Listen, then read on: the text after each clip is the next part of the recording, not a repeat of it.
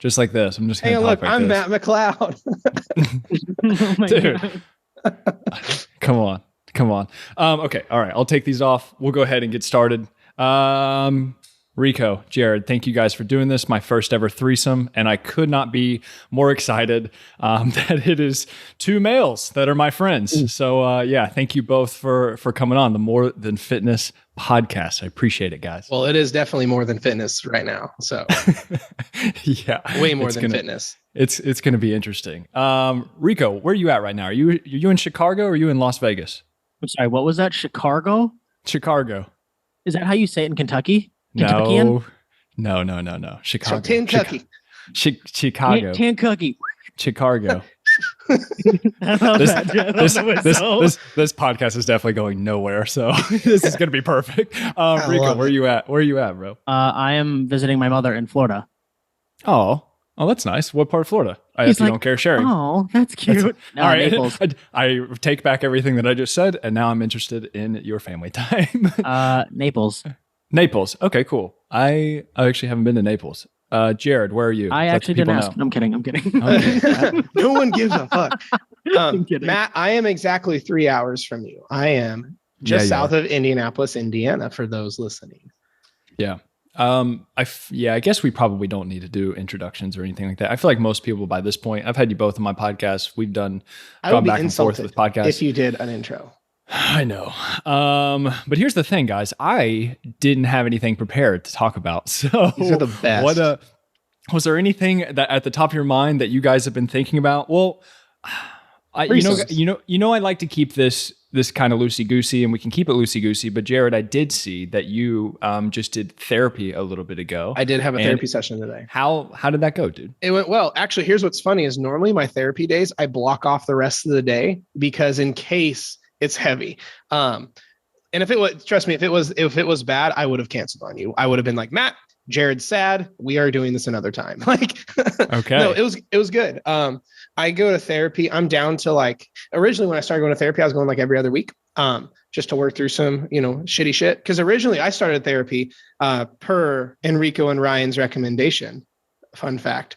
Oh, really? Yeah. That's the big reason I went to therapy because Rico and Ryan, were so pro therapy. And I'm like, wow, maybe I need to get my shit checked. But I actually didn't think I needed therapy. I was like, I'm good. But I did it for more of a mental checkup because I'm like, I would rather check and make sure the sky's not falling before the sky falls. But I figured I just want to make sure I'm handling things right. I'm like, the more that I do life, the more successful I become in business, the more responsibilities I get, the higher my stress levels get. And I want to make sure I'm not doing the mental health version of what most people do with fat loss. And they think they're doing it right and they're trashing everything. So, so I went to therapy and, I just got talking on the very first day to make things nice and awkward. I'm just talking. She's like, so what's your story? What's your childhood? And something happened and I bawled like a baby. I'm like, oh, really? Shit. Yeah. I cried my eyes out for first therapy session. She's amazing at asking questions. And I'm like, all of a sudden I'm talking through things and I just feel it coming. And I'm just like, oh shit. And I bawled and then slept for 3 days straight. Fun fact. So, really? So it's just kind of just regurgitated all, just everything that we hold trauma in the body. It's pretty crazy how it works. And which is why when it releases, it's why one of the only ways you can get it, the way Kyle Cease talks is why we cry is because it's purged from you through your eyes. So, but I've been in therapy for 18 months or so. Cause now I just go maintenance. Now it's I have a therapy session once a month. Just a maintenance kind of thing, a monthly chiropractic adjustment kind of vibe. Yeah. And so, cause I worked through a whole bunch of stuff. It's one of the best things I ever did. So sure. Okay, cool. And then, again, we don't have to make this super personal or get into, I will tell you, Jared, I know you was this morning. Jared, I know you, but with Rico, cause Rico, I'm going to ask you the next question. Cause you said that you recommended to Jared, how long have you been doing it? If you don't mind sharing, of course we can do whatever you want. 1 second. Okay. We'll take a second. Sorry, I muted myself and now I had to unmute myself because there was a plane flying overhead and I didn't want that to interfere with the audio. Full transparency, I don't go to therapy anymore. And that's not to say that I'm 100% and that I don't need therapy because I very well do. And I think a big thing for me not going back to therapy right now is ego. And I'm very well aware of that. And I'm extremely self-aware of that. And Jared and I have had multiple conversations on this. And as much of an advocate as I am for therapy for everyone else, it's always the hardest taking your own advice. And so, well, and it comes in, sorry to cut you off, but I was gonna say I feel like it can come in waves as well. You have different seasons of life, maybe certain, Jared, I like what you said about kind of staying proactive about it. But Rico, whenever you first started doing it, did you have a similar kind of experience that Jared did, or did it take you kind of longer to really open up? So when I first started therapy, that was in college. And mind you, I would say this, anyone that's listening, who is in college or knows anyone that's in college, take advantage of therapy programs that are in school. It's free. Dude, to be honest with you, each of my therapy sessions were $5. Like, wow. $5. And I didn't realize how valuable that was. And to be honest with you, I was very reactive when I went to therapy. I was not very proactive. It was because I had just gotten out of a relationship, which we were in a break. And that fucked with me, for lack of a better term. It fucked with me and I didn't know how to handle it. And that was also when I was going through one of the hardest periods of my life, where I did not want to become a doctor anymore. And I had felt all self-identity was lost. And I was trying to find who I wanted to become and work through all that. So coupled with a breakup, and also an identity shift, it was two things where I'm like, all right, I need to go to see someone or need to talk to someone. And it was very reactive. I will admit that. I won't hide that.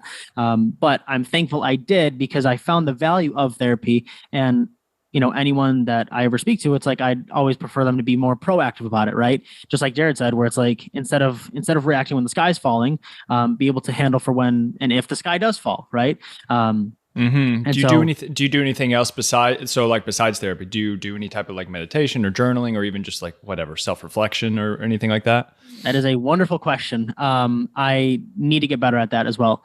Or just like, what are some things that you do to keep your shit straight? I guess that's all. Like, just on a normal basis, on a daily, like one of the things, to give you some time to think, one of the things that I have been doing for a while now, I've definitely mentioned it on the podcast before, but it's starting and ending my day with a laugh. And that definitely kind of sets the mood for, especially in the beginning of the day, I start laughing because I listen to a comedy podcast, I listen to stand up, just something or somebody that I know is going to make me laugh. And then whenever I'm winding down to go to bed, laughing and trying not to overthink or anything like that, right? It's something that can help me bracket my day with cultivated happiness, right?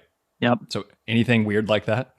I wouldn't say like a laugh. I would just say trying to practice more stillness, more time with me, and less time on my phone. And that's fucking tough. I'm going to be honest with you, because I feel like I'm sure. Yeah. Because I personally feel like I need to be so in the know with things. And as a byproduct of that, there is a lot of fucking comparison that comes with that. And I feel like I'm missing out, right? If I'm not like staying up to date with what's going on, when in reality, it's like, I'm not staying up to date with me, with what's going on in here. I'm so focused on the external and what's going on in the world that I'm not concerned with what's going on inside of Enrico. And so for me, I'm trying to practice more periods throughout the day where I don't have my phone. Like my phone it's off right now. Like I've had it off for the past hour. And so I mainly get text messages from like my laptop. Yeah, because I'm still connected to iMessage, because I knew you guys were going to text me about the podcast. So I'm like, let me leave that open. But I don't scroll TikTok. I'm not scrolling Instagram right now. And I'm less likely to open it up on my laptop just because the viewing experience is shitty compared to my phone. So I'm trying to practice that more. And also I can be more present. Like otherwise I would literally be, when Jared or you're talking, I would probably do this. Like if I'm being honest, like, yep, talking, but like my phone's right here. You know what I mean? And so I don't want to do that. And I know it's a disservice to not only myself, but also you guys. Yeah. I love that. Jared, what about you? I think that we might have touched on it some in my last podcast. Maybe, I don't remember, but anything like that where you kind of cultivate joy throughout the day? I just like that topic. I love that. Jared's great with this. Well, so I do. So let me just say this, like, I haven't always been great with this. And the reason why, I'm trying not to sound like a cocky asshole, the reason why I'm doing well with this currently is because I've literally made this my number one priority over the past year. So like, me basically connect. So, because at the end of the day, in the psychology world, what we're talking about is connecting deeper to yourself. That's really, if we had to simplify, that was a dope sneeze, bro. I muted myself because I knew it was coming. We're just connecting deep with ourselves, right? So, like, in whether that be in the way of meditation, whether that be a therapy, whether that be with like the fact that you just want to laugh AM and PM, like, that's all of that. That's all of what this is. It's a level of self-connection. And to get really deep, it's honestly a level of inner child nurturing in the psychology world, right? So there's a few things that I do. Number one, my morning routine, the quick part of my morning routine is extremely tactical. I have 3 different ways I journal in the morning, every morning. I do a gratitude journal. I do an emotional dump that gets my just whatever, because fun fact about Jared, I didn't realize this is what it was. I've always struggled with anxiety. I didn't realize until this past year it was anxiety, but apparently I've struggled with anxiety a lot. Well, I am most reactive upon awakening. Fun fact, another really deep thing, I am one of the things my therapist and I are talking through are these really fucked up dreams I have. I have some of the most horrendous dreams that most people would be disappointed in me because they're so violent and they're so nasty. Fun fact. So here's the thing. Okay, but I have to know what they are. Okay, well, I'm more than happy to disclose. it. But either way, when you upon awakening, I wake up reactive because of these frequent horrific dreams that I have of me killing people and getting chased and like all these like, oh wow, putting harmed children out of their misery. Like I'm talking about some fucked up shit. How long have you had these? I've had the fun fact. I have had the same dream since I was 13. The same consistent being chased dream since I was like 13. That's apparently there's a sign. There's apparently because I've had a dream. I've had dreams of being chased since I was very young. Yeah, so, like similar ones. I have like ones that come and like rotate every so many weeks or something. They'll pop back up again. I'm like, okay, there it is again. Well, what's funny is as I've been handling my triggers appropriately and been working through therapy and stuff, I will get these phases of the dreams. I have this one kind of dream that I've had. It's basically the same framework since I've been about 13, about like 5 dudes chasing me, trying to kill me. I'm out in the middle of nowhere, that kind of vibe. But then lately I've been having these ones of like sliding down a fire pole into a bunch of chainsaws I had one last week where like I was talking about my therapist about it today, where I was on a manhunt for this one guy and his kid was with me and he halfway killed his kid and I had to shoot her in the face to put her out of her misery and tell her little brother to say goodbye. Like that kind of shit. You're a Stephen King author is what you are. Yeah, right. So we're breaking those down and like trying to figure out what the fuck is going on. But so long story short is I wake up reactive a lot. So on the days that I have these, and half the time, the average human has around 14 dreams a night. So we don't remember half of our dreams. So I have a tendency to wake up reactive. So I am very on the offense about that. And I have things set up in my AM to bring me back grounded. So I do 3 types of journaling. I do a gratitude journal, takes me roughly like 30 seconds. I have a brain dump or an emotional dump journal where I basically just write down whatever I feel. No judgment, just like I feel sad. I feel okay. I feel I'm worried about this. And I just get it out on paper. Or not paper, my new Remarkable 2 e-notebook, which is amazing. E-notebook. Yeah. Which leads to the sponsor of this podcast, Remarkable 2. But then I also end it with a 3rd type of journaling. It's called Caligo. It's basically a very manifest, goal-orient, focus kind of vibe. So I do those. That's what gets me grounded. And like from the tactical, and I view it like brushing my teeth. If I do that every day, bad things don't happen. Like my mental health doesn't go crazy. My anxiety doesn't get debilitating. My emotional stability stays good, just like we brush our teeth every day and we never get cavities. But then as far as the second part of that, to answer your question on what I do that just gives me joy that I do, jujitsu. Jiu-jitsu is one of the handful of things that just gives me pure bliss. So I go train jiu-jitsu with my teammates about 3 days a week and get the fuck beat out of me. And then actually my jiu-jitsu academy just shared a post on the Instagram from last night. And you see me literally getting thrown in the air. It's great. Oh, wow. That's exciting. And then also I have not been doing this lately, but then playing drums was always something I enjoyed as a kid. So I bought a minimalist electric kit not too long ago, and it's right over here. And I play. So if I'm feeling it, because one of the best things you can do to cultivate joy for those listening is go back to what you enjoyed as a child. And it does some psychology stuff essentially. I like shooting guns. To add to that, like, sorry, man, when you said that, like, anytime I go on a soccer field, I'm a new person. Like anytime it just like, and I snap because I know Jared, that's like your cue as well. But like anytime I'm on a soccer field, it's just like for me, I'm back to that little kid. You know what I mean? And it's like I just tap right into it. This is why this is actually classified as like it sounds really clickbaity, but it's healing, right? You are nurturing your inner child when you do these things to just make you feel good, especially when they're tied to what you enjoyed as a kid. I grew up before I got into fitness. All I did was play drums and did music.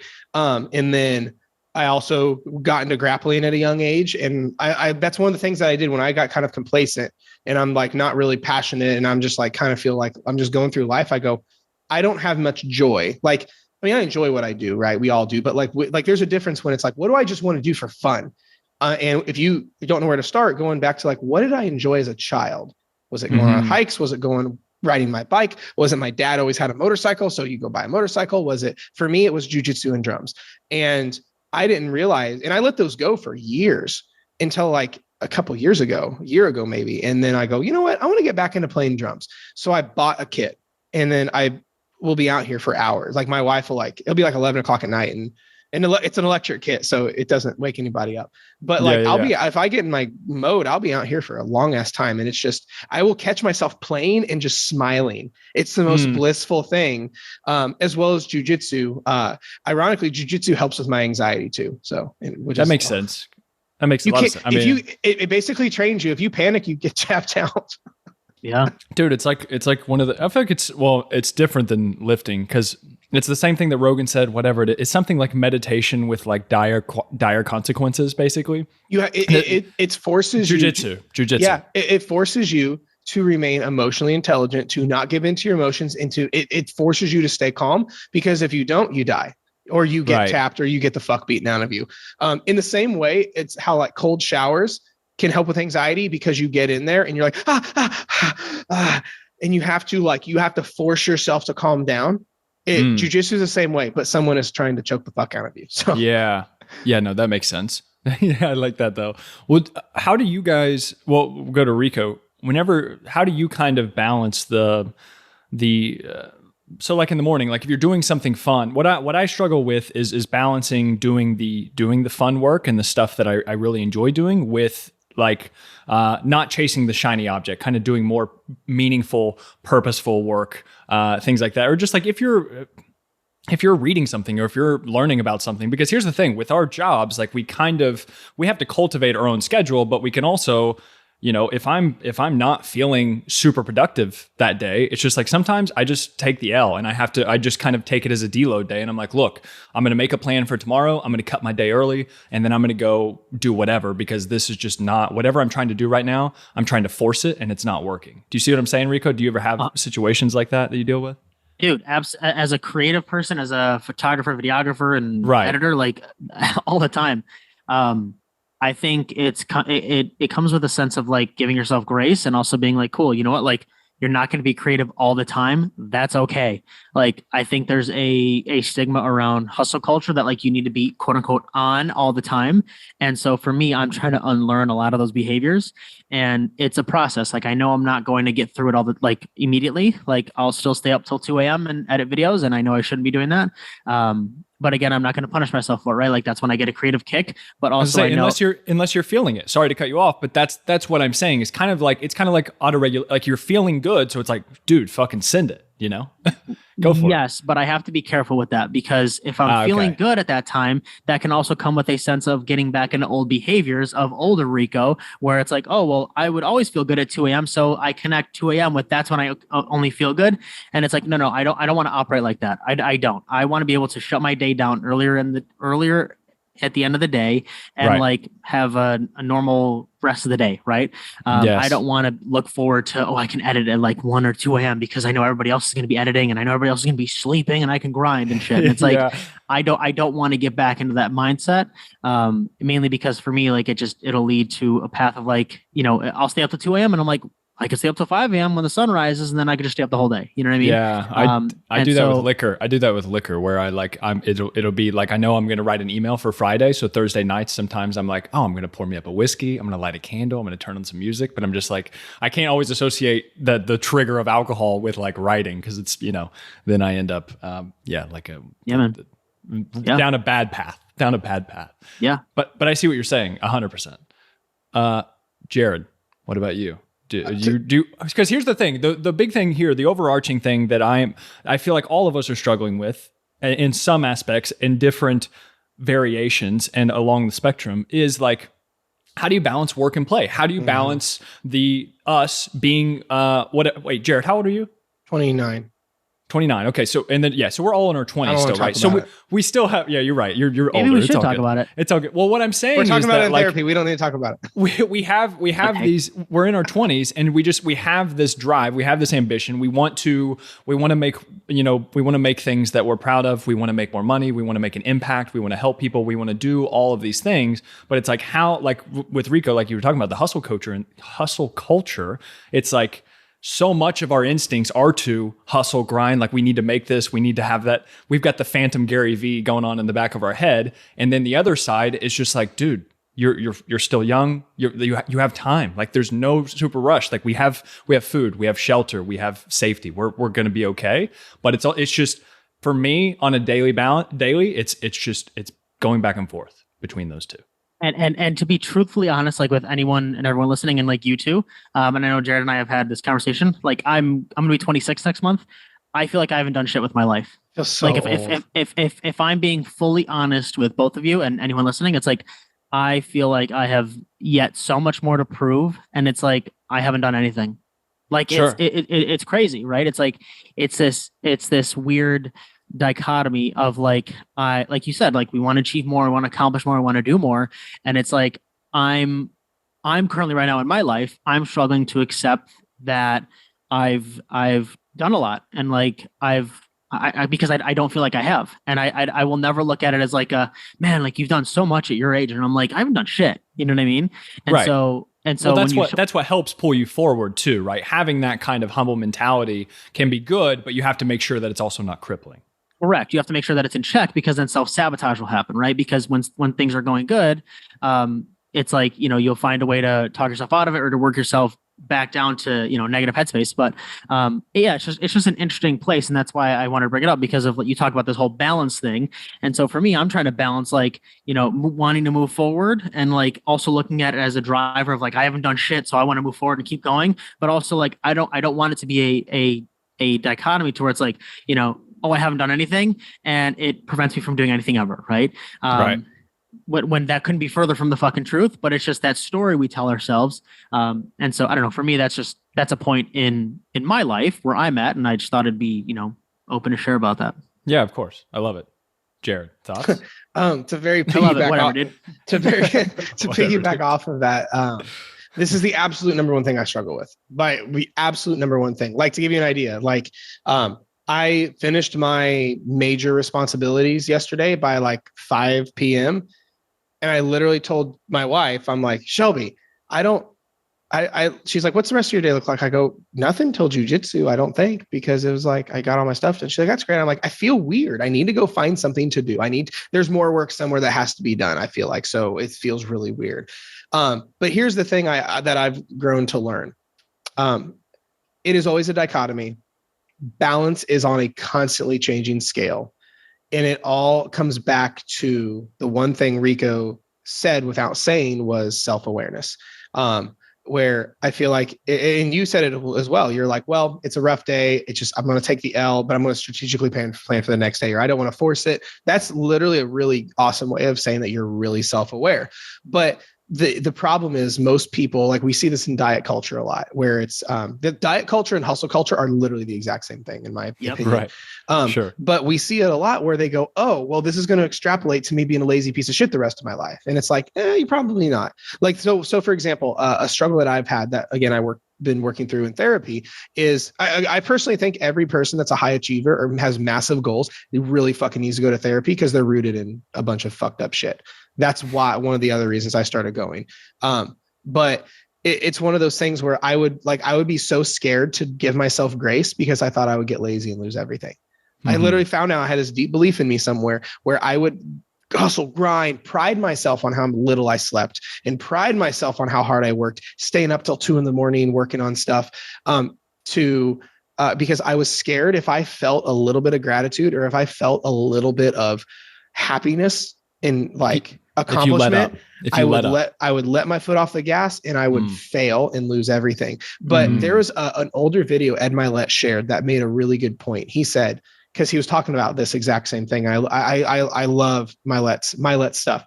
And he said, it was the same thing. He said, a lot of high achievers and entrepreneurs and business people have this sense of, if they stop to smell the roses, if they have a little bit of play, if they start to enjoy the results of what they're doing and not work 24/7, they will basically lean into that too much and get lazy and not have the drive anymore. Which affects achieving, right? And one of the things he said, if you're hungry, if you are so hungry and you have the best steak in the world in front of you and you take one bite, do you want the steak more or less? And it's like, I would want it more. I'm hungry. I know what it tastes like now. I would want the rest of the steak. I wouldn't go, there's my one bite, I'm good. I don't want it anymore. He's like, that doesn't make sense, but that's what people do with this whole grind your face off and never experience. Because I think it's a balance, because we all have had the conversations with each other and ourselves about like, man, I feel like I've been playing too much and not taking my business as seriously as I should.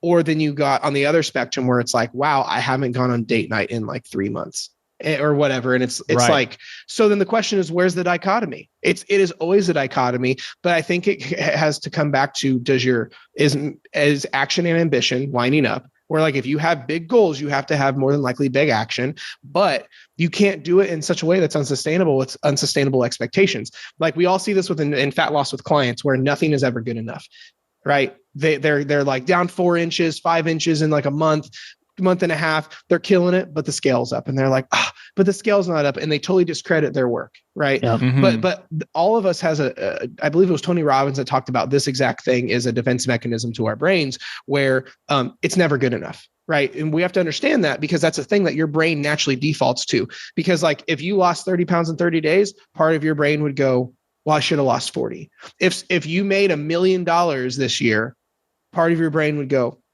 should have made $1.5 million. Right. Like the part of our brains are designed like evolutionarily to it's never good enough. I could have done more. I could have done better, which that can drive you to achieve a lot, or it can also drive you insane depending on how you control it. That's why I think so much of this comes back to self-awareness, proper expectations. Just like in the 4 agreements, the author talks about just like at the end of the day, doing your best. If you can say, I did my best, even if that wasn't the greatest, like, but you did your best, then sleep well. Right. I think it's a mesh of all of them. I don't think there's a line in the sand, because balance is different every day. Right. Yeah. No, I 100% agree. I think where I have been looking into a lot is around, because what you're talking about, whatever the hedonic treadmill, or just constantly wanting more and more and more. So you reach this goal and then there's going to be another goal. Like, it's just like, we can probably look back in the past 2 or 3 years. It's just like the spot that we're in right now, 2 or 3 years ago, we probably would have been pumped about. Right. Yeah. So now, but what I'm saying is that's what you have to realize is that it's almost insane for us to have, because right now we all have maybe these certain benchmarks or goals in our heads that, hey, we want to try and strive for those goals. And then whenever we get those goals, then all of a sudden we're not going to be in the same position that we were, 2 years ago. It's just like, I think after you realize that this is just a series of games, right? We're just playing one game after the other. I think now what I have turned to is looking at my attachment to these outcomes and to my expectations around these outcomes as well. And I think that what I've realized is that I can still care very deeply and have these certain goals in my life without clinging as much, whether or not I actually get that goal. Do you see what I'm saying? Like I can have this certain goal, but me desiring it more or clinging to the outcome in almost a way that is causing me more suffering actually the concept of chasing. It's not doing me any favors. It's quite literally not getting me any closer to the goal that I want to have. And so it's like I'm decreasing my chances of reaching the goal, and then I'm also ruining my happiness during the process. And so I think what it is it's not that you shouldn't have any goals or you should become a monk and just hang out in the mountains or don't not care about anything. I think that it's making sure that you are matching your actions to your values in the moment and trying to simply enjoy that. So it's the relationship to the clinging of getting this certain thing, right? I think that's what you have to play around with. And it's hard. No, it's very hard. There are two things that reminds me of. There's two speakers that I really love to listen to. One is, I already talked about him. There's a concept Ed Milet talks about. He calls it blissful dissatisfaction. It's something I really leaned into lately, because if you have pure bliss and zero dissatisfaction, you don't change, you don't grow. If you were just pure bliss, okay, that's not good. But if you have only dissatisfaction, you have no gratitude. You literally live in suffering. So, but then like, what's the dichotomy is if you can live in a state of blissful dissatisfaction where you are so happy, so grateful, so present, so happy, but at the same time, you're like, part of you is like, you know what, but I still want more. I still want to grow. I would still like to do these things or whatever. But mixed in that somewhere, I believe, is that release of expectation. Because when we make the way Kyle Cease words it, the expectation our God in this kind of context, it cuts us off from our connection, from everything. This is why this is going to sound really hopey dopey. The only true thing we have is this moment, this second. Right. We do, because like too often we live in a place of like, okay, well, let's say you're in kindergarten. Well, kindergarten preschool sets you up for first grade. Well, grade school sets you up for high school. So then high school sets you up for college. Well, then what's college set you up for? A career. What's a career set you up for? Retirement. What's a retirement set you up for? Death. Right. Like, whereas if we're a mistake that it's a series of games. I did this in my early 20s where I actually have a blackout from like 22 to 27. I don't remember anything because I was so focused on the next thing. I'm like, no, I have to make the next income bracket. I have to make the next milestone. I have to do this enough where I basically denied my reality, my current state. You were living in the future. Yeah, it's or an addiction to the future, to be honest. So that's why, you'll see what most people do is they either hyperfixate on the old story of the past. Mom said this, dad said this. I've always struggled with this, the old past, or they live in the future, which is like, yeah, you set goals, but like when you make the expectation your God or your like obsession and you're chasing it, and the feeling of chasing is not a good feeling. Like you're running from something or you're running towards something you just don't have that's running away from you. It's a terrible feeling. The only true thing we have is this moment. This has been like one of my biggest objectives is to at all times, like being present, because I have my old pattern. Because you have to understand I think it's called either decompartmentalization or disassociation is a defense mechanism where we don't want to be present. It's like it's where we like either our minds go off or we feel numb or whatever the case may be. Yeah. And if you're like, I notice I will get into this when I have so much stimulation. If like right now I'm in a really great season with my business, I am naturally disassociating or decompartmentalizing. I'm so living in the future. I'm not focusing on what's in front of me right now. I'll be with you. Like I have to do this when I'm with other people and enjoying myself a lot. Like whenever we've all been together, I have to be really careful because my brain will shut off. And I have to always bring it back and ground myself into the present. Otherwise, I'll be like, wow, that didn't happen. And I felt like I was in a video game, you know? Yeah. Yeah. Rico, thoughts? I know this. Listen, Rico, I don't know if what you knew yourself you were getting into, but me and Jared are both always talk so much. So I'm going to make sure that I do defer to you. Jared, do we not talk about this stuff a lot? Like every other day. I love it. I mean, dude, it's.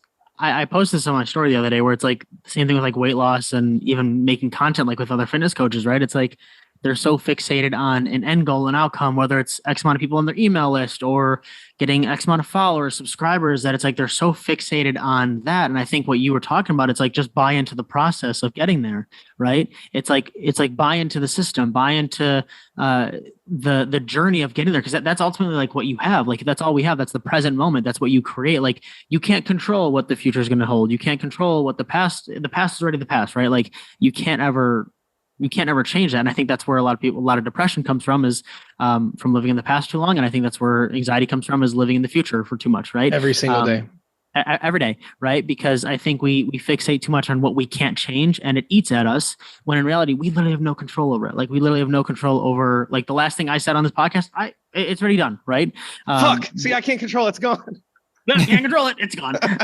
But it's like, even in the future, like, we can't control what that's going to be like. And so I think that's why there's so much perceived anxiety, because we want to have control.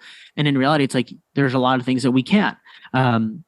I think it's that search for control. I'm sorry, go ahead. Finish your No, but that search for control, you can find that within buying into the process of whatever it is you're doing. If it's weight loss, if it's fat loss, like, okay, getting your steps in, you can 100% control that. If it's getting your water in, control that. Tracking your food, control that. Like, no one's putting a fucking cheeseburger in your mouth. Like, you can control that. Like, that's you doing it. Right. I'm not forcing you to eat a higher calorie meal, like you are, right? Like, these are all the things that you can control. Like, for example, Jared has gotten a lot better at YouTube, and I'm so fucking proud of him. But it's like, he's getting better at editing. He's getting better at filming. He's getting better at his hooks, his delivery, making better cuts within his YouTube videos. And it's all these little things that it's like, over time, like, I know he'll hit 100K on YouTube, but like, we'll come back to the day, like, a couple days ago when he texted me, he's like, "Hey Rico, how do I export derp derp derp?" And then that's an inside joke with him and I. Export settings are a bitch. That's all I'm going to say. Export settings are a bitch. Yes, but anyways, it's like, when we come back to it, like, you'll be like, damn, like, I can't believe that was 3 years ago or 2 years ago, however long it was. But like, again, you're just going along with the process of it. And like, I know it's just a matter of time with them, but how overplayed is that though? Right. That's the issue, is we're all talking about the process and enjoy the journey, but like, that's one of the most overplayed things and statements. So no one takes it seriously, but like, but that's the issue, is you tell someone that's got 80 pounds to lose, enjoy the process. And they're like, I want to lose 80 pounds tomorrow. Right. Or tell the bro, or I can remember back when I was like starting out broke and couldn't even hardly pay my mortgage. Enjoy the process. It's like, it's so hard to do, because that's the dissatisfaction is the only thing that's causing you to move forward. Right. That's why it's such a dichotomy, but it goes back to the kind of thing is, if you can't be happy broke, you're never going to be happy rich. If you can't be happy and learn to love yourself if you can't accept yourself now, you're not going to accept yourself when you have the external thing that you want. You know what I mean? It's like, I always compare that to parenting. People who struggle with this, they're like, how can I accept myself now? Because I hate everything about me. It's the same kind of thing as, how do you accept a kid when they're misbehaving, right? Your little Billy said, "Mom, go fuck yourself." Like, and it's like, mom still loves little Billy. Or number two, if the kid, like, let's say, scrapes their knee and they're a hysterical mess, mommy says, "Come here." Then she fixes it. She doesn't say, "Oh, get your shit together." And then once you calm down, then you come here. Mom says, "Come here." Good old Mama McLeod, little Matt says, "Come here, baby. I got you." And then she fixes and puts a Band-Aid on. Acceptance first. Then we can change. But if you don't have that acceptance piece of the shit you're in right now, you'll never make it on the other side. Right. Well, with the acceptance, it's like, I just see, because it's kind of paradoxical with behavior change. It's like, why can't we accept ourselves now? But then also, like, accepting ourselves now does not take away from our desire to reach a certain goal, or that's it doesn't the missing link, though. It doesn't. That's the issue.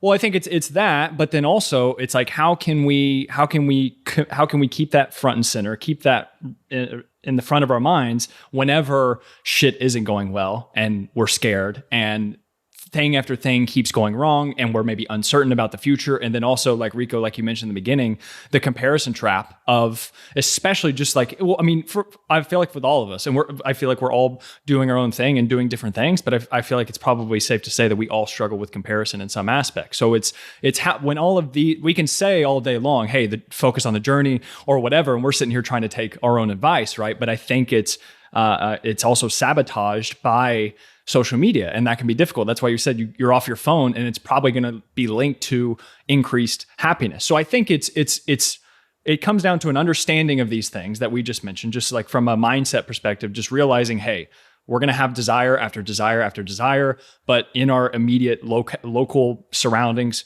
we're okay right now. And a lot of these things are just interpretations, stories that we're making up in our head, and we're suffering very much in our imagination as opposed to in reality. That was a quote, I think, from Seneca or Marcus Aurelius, one of the philosophical dead guys. But that's kind of what happened. So I think it's understanding that, and then also accepting where you are, giving yourself, it's the two voices is what I call it. It's just like, which voice do you need right now? Do you need the fatherly, and of course I know these go back and forth, for fuck's sake, political correctness in 2021, masculine traits as far as like being logistical, being rational, being disciplined, being militant, right? Do you need that father figure in your life to say, hey, Matt, get your fucking shit together, pull yourself up, let's go get after it? Or do you need that more like motherly instinct? Do you need that compassionate, that forgiveness, that kind? Like, it's like, which voice do you need in the moment, and kind of use that, whichever one you need, to help you keep moving forward. And I think that it's a combination of both of those things. Well, somewhat. It's kind of like you talk about with, you have a couple pieces of art. You talked about this, and you've talked about this with the potential upcoming tattoo ideas. We were talking about at your house with order and chaos. It's the same kind. It's the same kind of argument. And this is the issue: is everything in life that comes out to be something good is a dichotomy. Everything. It's dualism. It's Taoism. It's right. It's, Jocko Willink wrote arguably one of the best leadership books on the planet, called The Dichotomy of Leadership. It was like, it's a concept of like, when it comes to leading, and especially he gives a lot of military examples because it's fucking Jocko. It's all his consequences of poor leadership means soldiers die. But then the question is, what if under leading is not taking responsibility for your team's actions and your company going under, if that's not lead, that's what happens when you don't lead good enough. But then over leading is called micromanaging. Where's the dichotomy, right? Let's say with parenting, where's the dichotomy of over parenting your child and they live at home till they're 80 versus them making their own grilled cheeses at 2? Right? Fat loss. Where's the dichotomy of obsessive or having a perfect diet and struggling with binge eating because you are only eat rice and kale and chicken versus a little too flexible, if we're being totally honest, where all you eat is Pop-Tarts and gummy bears because #calorie deficit. Where's the dichotomy? And with content, quality and quality, or quantity and quality. Yeah, absolutely. Like go back with Matt McLeod with like his weird shirts and like normal dress attire. Like it's like where's the dichotomy? So exactly. But like at the end of the day, it all is predicated on, I would argue, level of self-awareness, and you have to have both. That's the problem. Even like on every level, you see where this goes south is where we end in one extreme or the other.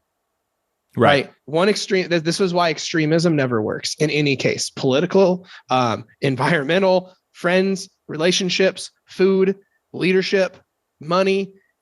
No extreme ever works. Right. And I think that finding the middle ground, that's the difficult part. But I think it's just like, yeah, dude, it's fucking hard. It's hard to live. Welcome to fucking life, motherfucker. Yeah. It's fucking far, dude. It's far. You almost said far. You're like, yeah, what up, dude? It's fucking far. Oh, okay. So apparently now I'm just super redneck. It comes out. It's comes the out trifecta sometimes. coming out. Yeah, you know that white wine will get you going. All right, I'm going to switch gears. What are some things you guys are excited about coming up? Is there anything cool that you guys are doing in the future that's hopefully coming to visit Mr. and Mrs. McLeod? Oh yeah, that's I've already been there. It's a joyous you know what? No, hang on. Let me bring this up. I love how I left a comment. I was like one of the first ones, wishing your mother a happy birthday, and she liked my comment. Whatever, dude. And she liked my comment, but she didn't respond to it. I'm like, oh, that's how. Got it. Okay, that's how it is. Got it. Cool. It's fine, dude. Okay, but then you saw the massive comment she left you afterwards, because that I don't think that you responded to that one, and that's what I want to know is because you didn't see. Because my mom, it's my mother. I am my mother's child, because I know what she did. She saw your comment of just like, oh, she didn't respond to me, and she felt instantly bad about it. So she left you a very long comment explaining herself. Come on. Explaining, you know that was a joke. Of course, I know. I'm not saying she was actually feeling that bad. I'm just saying that it's the same thing that I would do. I would over justify. Like if somebody was like, oh, he didn't respond to me, I would be like, hey, let me be your best friend. What's your address? I'll send you a gift. I promise. Like I want to overcompensate for making you feel bad. So yes, just so everyone knows, for the record, on my post, you can. What are you doing to that mic? Hang on. So now you can see me better. This videographer, he's like, I was taking off my ND filter. ND filter stands for neutral density. Amazing. What is that? Hey, no one cares. Whatever, dude. This is cool. You see the different photo? But then when I took it Hang on. off, now you can. I didn't see who cares. Hang on. So to take away the brightness? Is that what it is? Takes away the brightness behind you? No, so it neutralizes the rays from the sun, and so I have the variability to control it. But since it's getting overcast and cloudy now, there's no need to have it on. That was my stupid. That was my stupid way of saying, "Hey, does it control the brightness behind you?" And you're like, "That was your stupid way of saying, hey, Derp, what does this thing do, Derp?" It takes the sun and it changes the neutral density. It's like, hey, dude, it changes the fucking brightness behind you. That's what it does. Changes fucking brightness. It stops the hater rays. This is like the expert talk. Whenever it's just like they don't know, they're sounding so much like an expert. We're explaining the calorie deficit to somebody who doesn't even know. Yeah, the world of thermodynamics. yeah, exactly. Okay, so we're going to talk about you guys coming to Kentucky soon enough. We will definitely do that. But I can be there in 3 hours. What? Dude, yes. Whatever, dude. Enough. What Rico, else am I excited about? You've been traveling everywhere. Have you been anywhere really cool that you haven't been recently? I like travel stories. Or anything cool happen? I've been to Jared's house. I've been to Vegas like 3 or 4 times in the past 2 months. Did you gamble? You gamble or no? Oh yeah. I saw him make $80. Wait, what? On what? I saw Rico make $80 in roulette. When we were in Vegas. I thought you said he lost. Jared, I won $600 on roulette again this past weekend. Ooh. Daddy. Red or black? Red 23, all the 23. Okay. So I put two 5 chips on 23, and that pays 35 to 1. And then I bet the corners around it, and then I bet the double, which was split between 23 and 20. 23 hit. Lost my mind. How stoked were you? Oh, dude, massively stoked. It's the best. You need the Mike Vacanti. You need to hit him up. He's the gambler. He's the actual responsible delinquent, to be honest.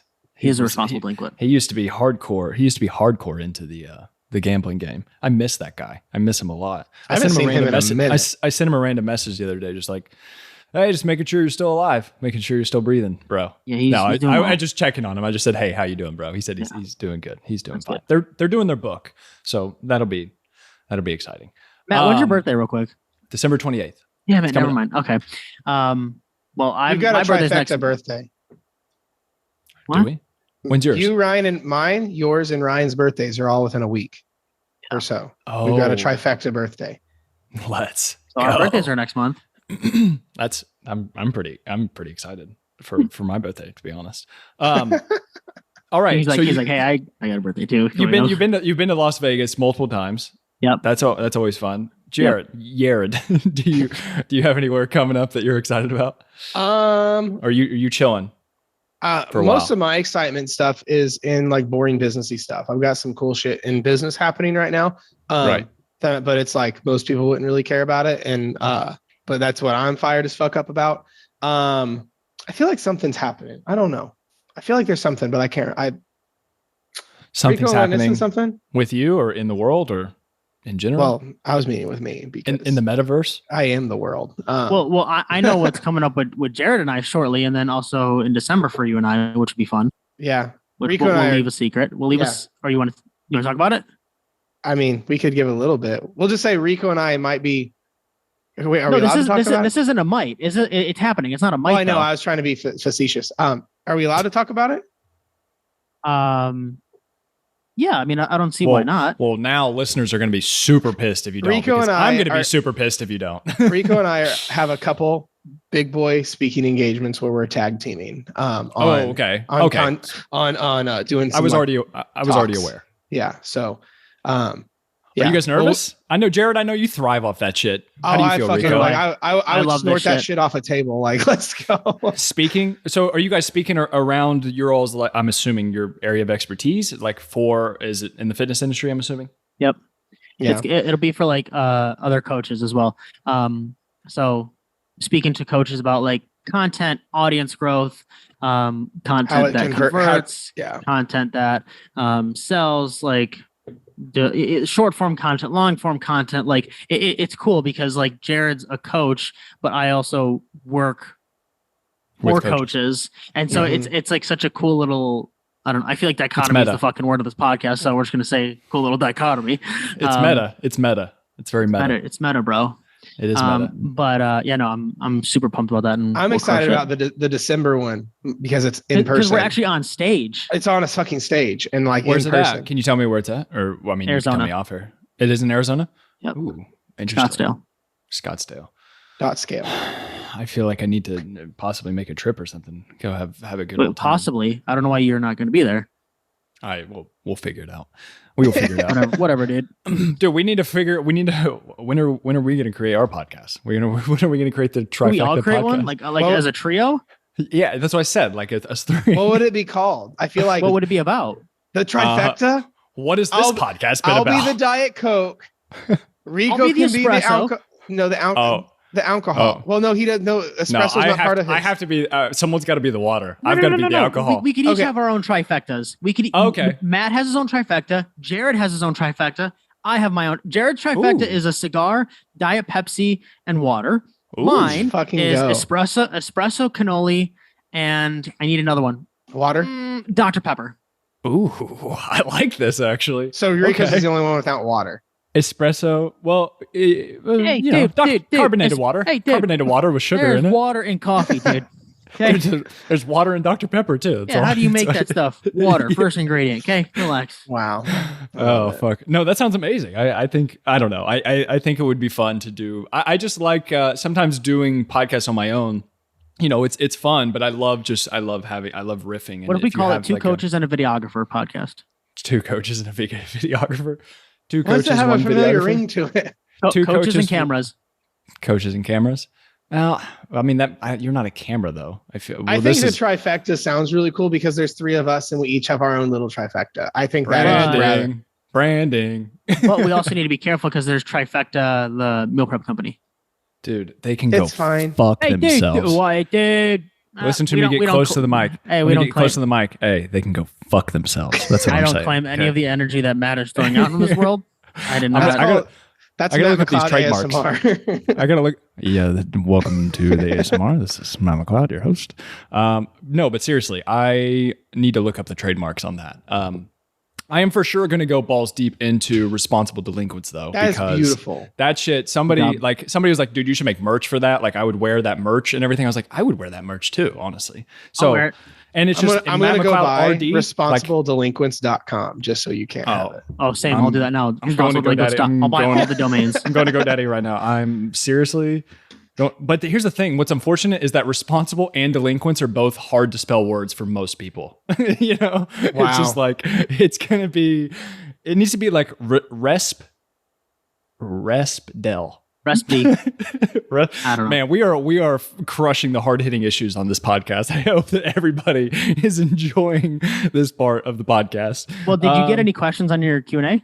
Hold on. I might have got 1 or 2. Well, you also posted it like an hour before we got on. No, that was my fault. I posted like 2 hours before. Hold on 1 second. I'm looking up responsible delinquents. You're actually looking this up. All right, we'll see. Here's the thing. We'll fill the time. No, here's the thing. I can't even spell it myself just like quickly after a glass of wine. I know Jared's looking it up. I can just tell. Hold on. Yeah, Jared can look it up. That's fine. Is it singular? Is it singular or plural? Delinquents?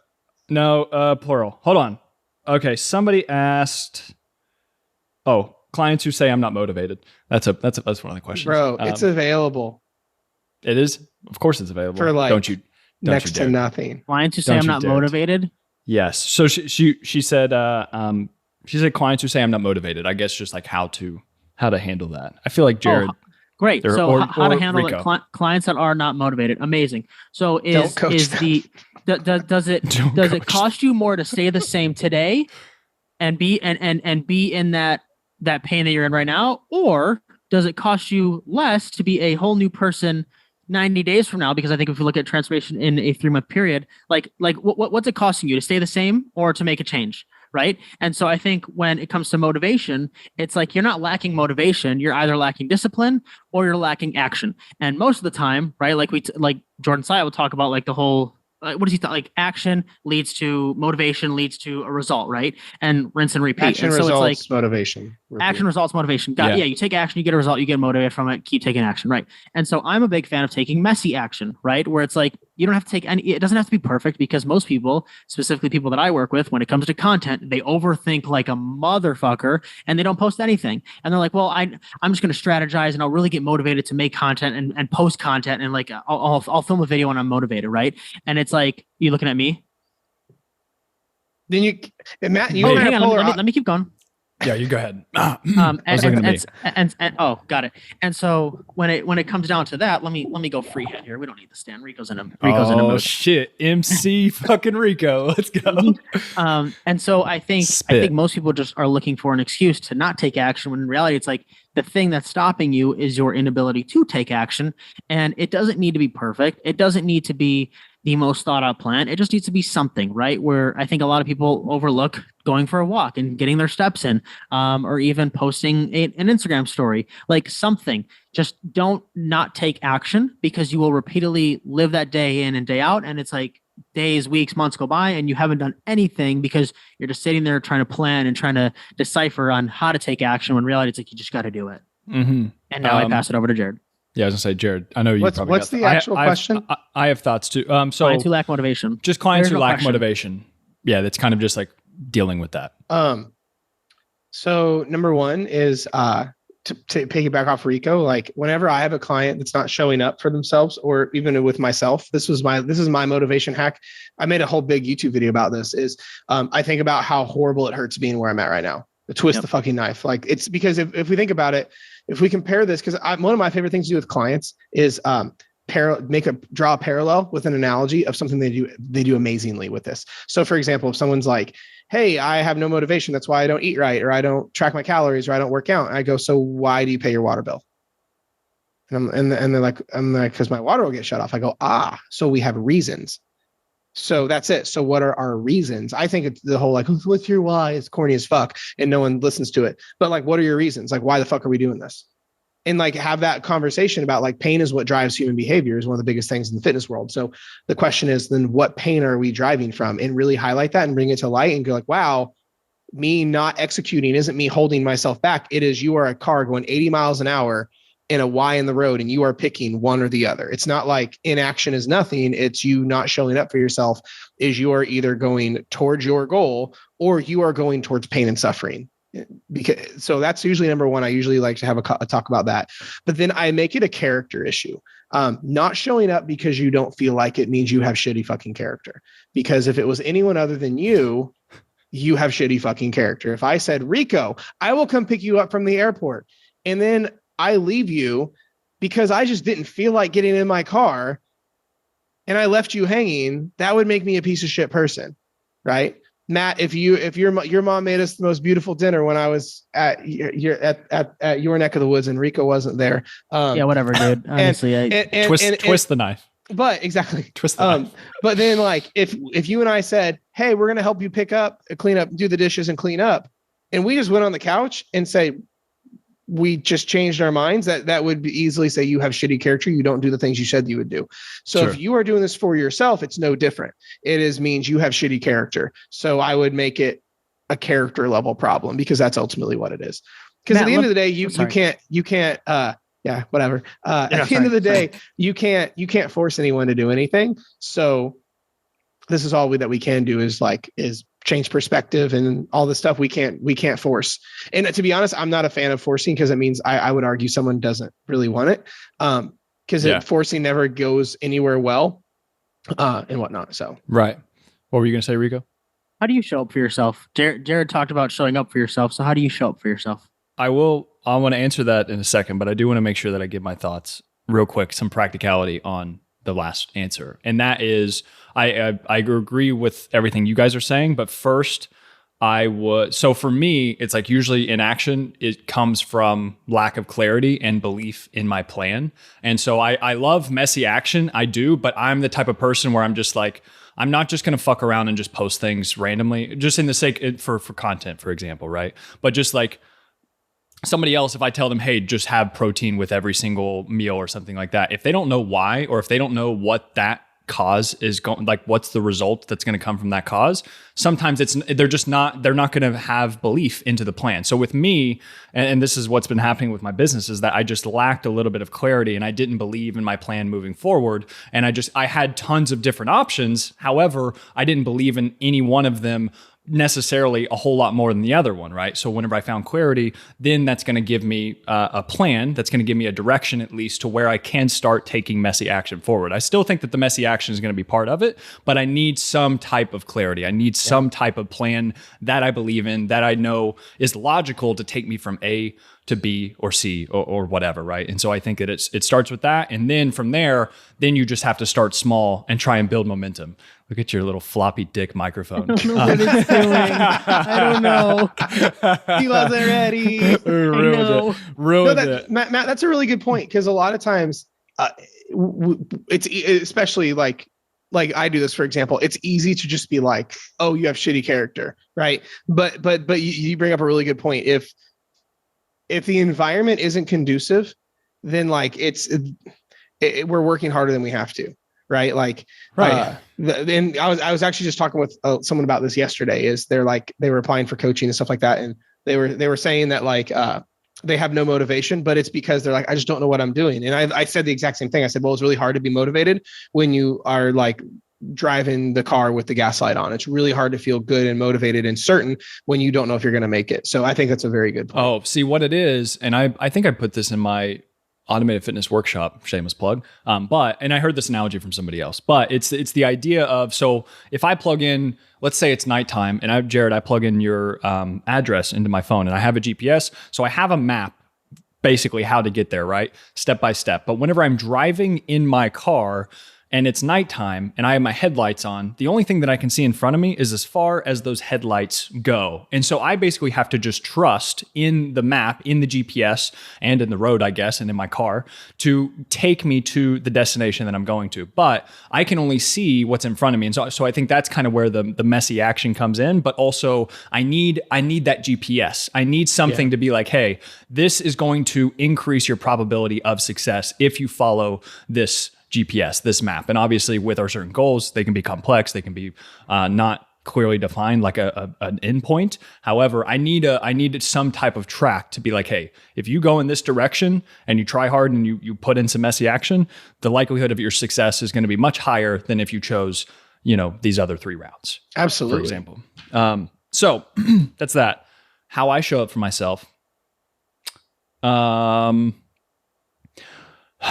So I think one of the things that I show, so I'm constantly like, it starts in the morning. So it starts with momentum. This is kind of the things that I'm big on. So it starts with, the laugh, right? So having some type of comedy going on, that's like, to me, that's like a win, right? If I can smile, if I can laugh in the morning, that's going to be a win. So I'm all about accumulating wins earlier in the day and making them as easy as possible to accumulate. So first would be literally I can just turn on a podcast that takes 0 effort on my part. And also perhaps maybe not checking email, not checking social media. Those are 2 other things that would both be accumulated wins that are going to help me build momentum. The idea here is like when people say to like make your bed and shit, I don't do that, but the same premise is there, right? So something small, you can build some momentum. And then so next would be like, all right, I'm going to go for a walk. Look at your dog behind you, just looking at you like a serial killer. He's staring a hole through me. He's that's tired hilarious. of being out here. But the next one is going to be going for a walk. And that's also takes almost 0 effort. I wake up, I put my clothes on. I don't even wash my face, nothing. I'm just like, I put my clothes on, I go for a walk and I walk around the complex. That's going to be another win, right? And then whenever I come in, then I cultivate the positive environment, hopefully by looking at my to-do list, which I made the night before. That's going to be something that is huge for me. That's going to dictate not being reactive throughout the entire day and not just because again, whenever I have that lack of clarity for what I'm doing that day, and if I don't believe in what I'm doing that day, I'm going to dick around. I'm going to go to dopamine rushes. I'm going to try and post things on Instagram. I'm going to try and get things where I'm just like, I get these little dopamine rushes like, oh, this is good. Even though I know in the back of my head, I need to keep working on that project and stop chasing the shiny object, right? So making sure that my to-do list is done the night before, or as soon as I get back from the walk, I take an inventory of everything that I need to do today, prioritize, and then write that down, or just have it in my head, whatever. Then I cultivate the environment. Or then next is I usually read for about 30 minutes. And whenever I'm reading, I turn on Bob Marley because you cannot be upset. It is just science. You cannot be upset whenever you are listening to Bob Marley. And because, dude, one time whenever I was in college for my entire finals, I turned on Bob Marley and I listened to it while I studied because finals sucked dick and studying and everything was just so terrible. I was like, you know what?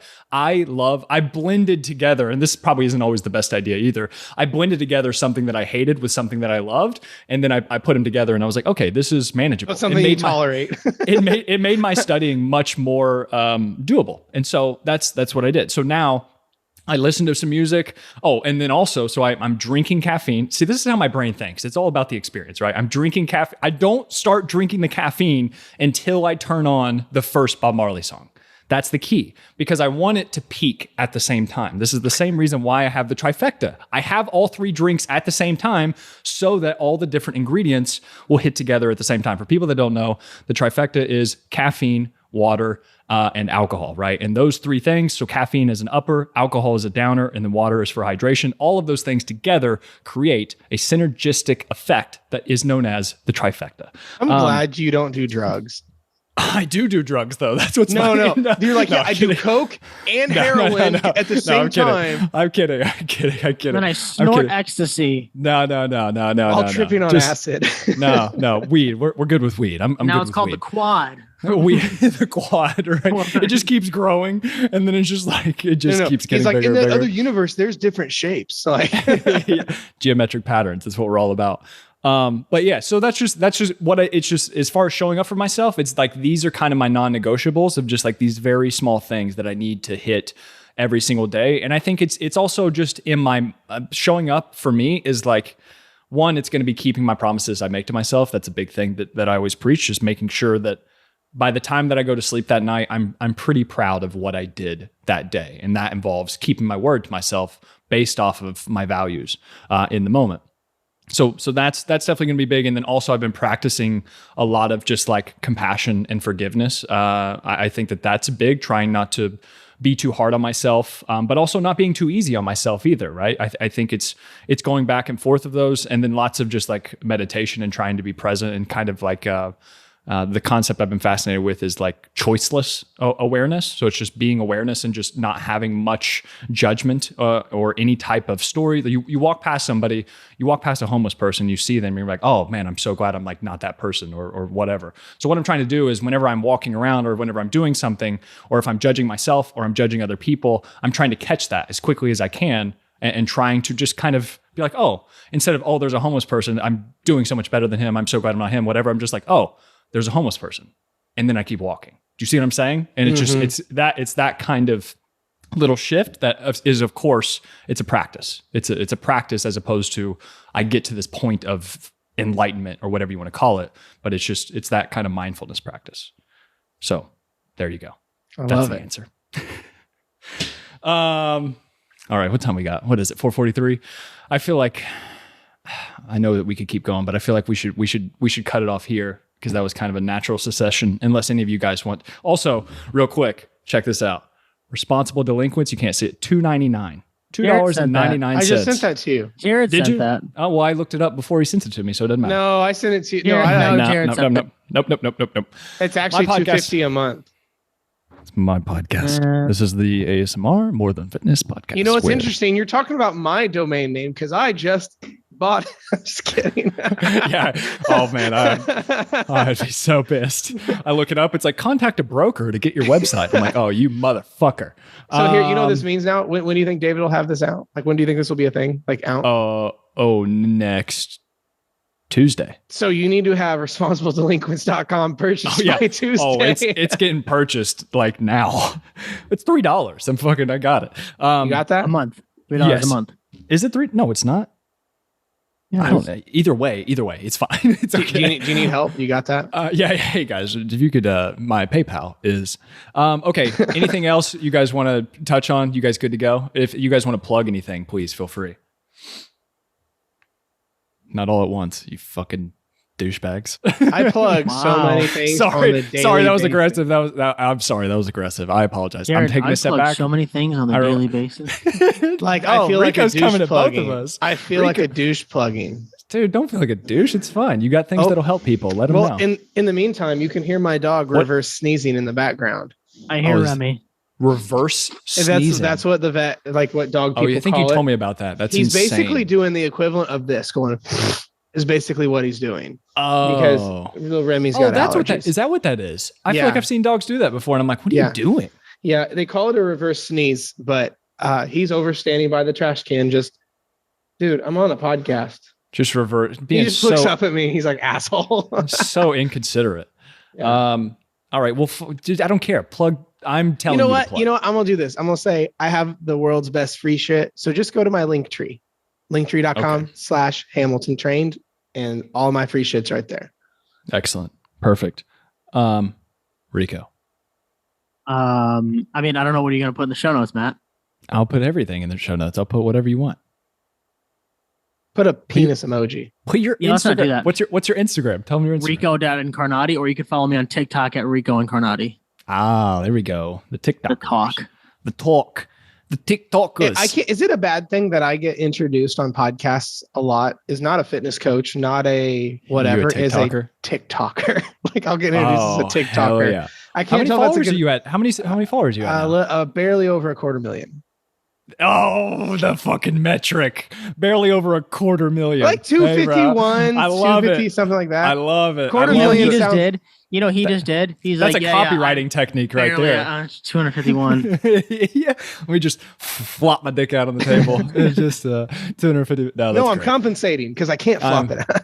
Oh God. That's a podcast for another day. All right. Thank you guys. We will, yes, this will be out Tuesday. Yeah, More Than Fitness Podcast. Rico, Jared, thank you guys for coming on. We'll chat again Thank you. soon. And if you guys enjoyed, make sure to give Matt a 5-star review. He's a phenomenal host. Whatever your biggest takeaway was from this episode, leave it in the review below. Send us all a message. Love you guys. And final message, be a fucking shark. Peace out.